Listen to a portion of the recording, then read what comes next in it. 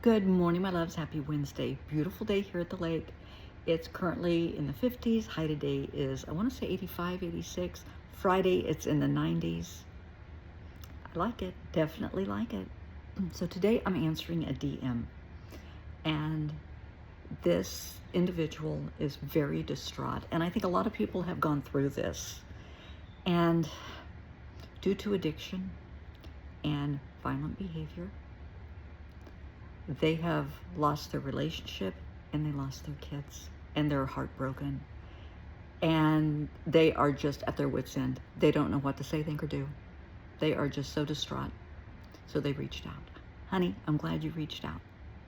All is not lost. You did the right thing. You recognized the problem, and I'm very proud of you for doing that. You recognize that you have a drug issue and you're getting help. I am so proud of you for doing that. That's the biggest step, is admitting there's a problem, admitting that you're responsible and you're taking accountability. So that's great. I am really proud of you for doing that. Second, the domestic violence. Sweetie, you need to get into anger management. I don't know if the courts have ordered that. In addition, I know you're in rehab. I'm proud of you for doing rehab. Ask if you can also get anger management classes. And I want you to think about something. Think about how you grew up. In your house growing up, was violence, domestic violence, the norm? Did your dad, because you're a guy, did your dad hit your mom?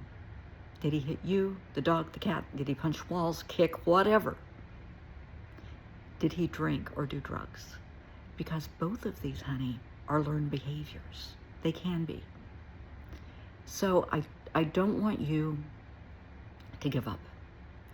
I want you to think about what's causing this, the root of the problem, okay? Part of it, like I said, can be learned behaviors, because in your house, if this is indeed the case, that's your norm. That's how people dealt with stress and frustration and anger. They drank, they got violent. They did drugs, they got violent. That doesn't make it right. It just makes it your norm. So we need to change that. What in your life is so horrible that it's driving you to drink and do drugs and to become violent? And don't tell me people just push my buttons. No. I want the underlying root cause. Is it your job? Are you stressed out at work? Are you in over your head? Are they putting too many demands on you? Do you need to change jobs? Are you unhappy at work? Is there an issue with your boss or a coworker? Do you need to transfer to another department? If it is your home life, honey, maybe it's just a toxic situation. And with a lot of people that are in relationships, you may love them to the moon and back, but you're better as friends than lovers. I know a lot of people that fall into that category. They are great as best friends, but they are just not meant to be in a relationship. That may be the case. And I want you to take a good, hard look at yourself, because sometimes people are just oil and water. They don't mix. You just continually butt heads and push each other's buttons. And it has nothing to do with loving each other. You just have to love yourself more. You have to recognize this is a toxic space I don't need to be in. And you don't need to show these behaviors to your kids. You don't want them thinking this is the norm and growing up like you did. So I want you to think about this. Be very honest with yourself, and that's hard. That is really, really hard. As far as the courts, you do what the courts have recommended. You follow their instructions to the letter. And so you have, I don't know what it's called, the breathalyzer device in your vehicle, whatever it is, do it. If somebody questions it, hey, your kids are more important than their opinions, screw them, okay? The goal is to be able to reunite with your kids, to have a relationship. I know right now you're not even allowed supervised visitation. So you are going to jump through every hoop, and you're going to do it with a smile, because they're worth it and you're worth it. The relationship between you and your kids are worth that. Do it. And if you have free time on your hands, and I think you do because you told me a little bit about your situation, I don't know if you graduated high school. If not, I want you to get your GED. If you have your GED, I want you to, and I don't know, you didn't go into what you do for a living. If you do have your GED and work is stressing you out, if you don't have a degree, I want you to do one of two things. I want you to look into a VOTAC, a vocational school, or a community college, because you're worthy. If you already have a degree, are you living your passion? What is it that you really, really like doing? Do you like landscaping? Do you like carpentry? Do you like working on vehicles? Are you an engineer? Do you like building things? Find the passion in your life that you had years ago, and try to find a line of work within that passion, okay? Show your children by example to follow their heart, to follow their passion, because this is a wonderful learning tool for them, because you gave me their ages. They know what's going on. So you show them by example that, yeah, this happened to you, but you're going to pick yourself up, dust yourself off, jump through every hoop for yourself and for them. Show them that they're worth it and that you're worth it. You can do this. Okay, you don't have visitation at the moment, but you will after you complete the program. You will. I don't want you to be insulted when they ask you to take parenting classes, because, honey, you were never given the tools to parent. That's, been proven. So don't take it as an insult. Take it as, oh my God, thank you.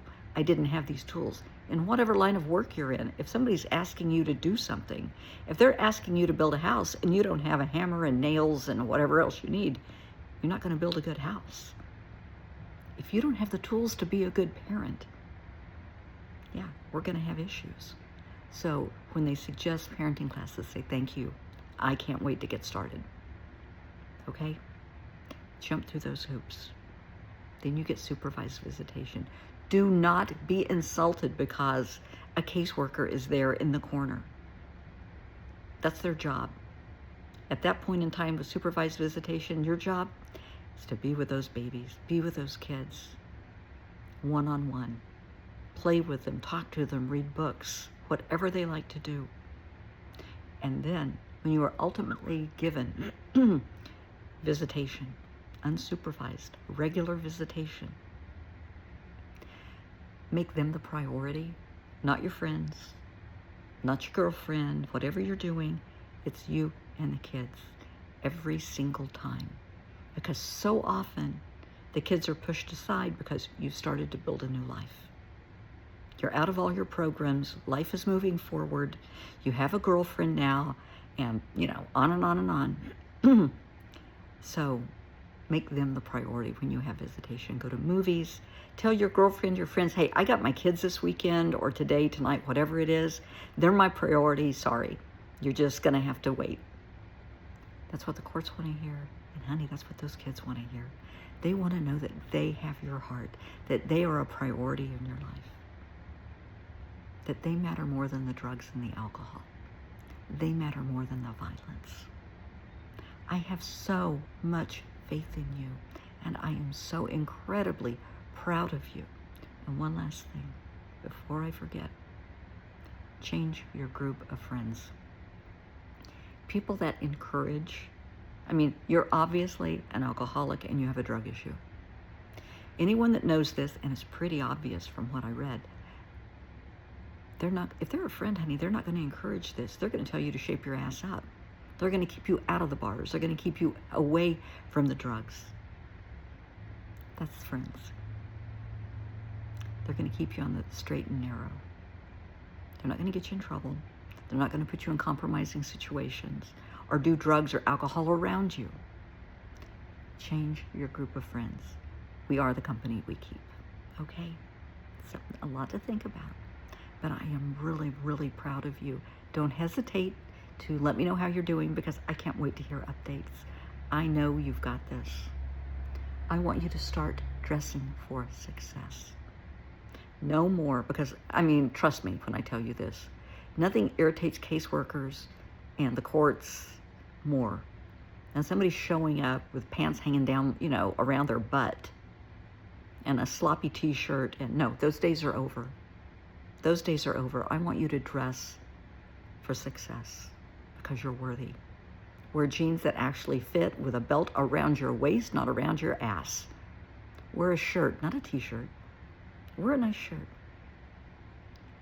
And I know this sounds stupid, but if you're not wearing sneakers, if you're wearing sneakers, keep them clean. If you're wearing shoes, brush them off. I'm not saying polish, because some people don't do that, but brush them off, keep them clean. Keep yourself well kept. You matter. Make a difference. You're setting examples for your kids. Just knock it out of the park. Be the parent you wish that you would have had when you were growing up. I have so much faith in you, sweetie.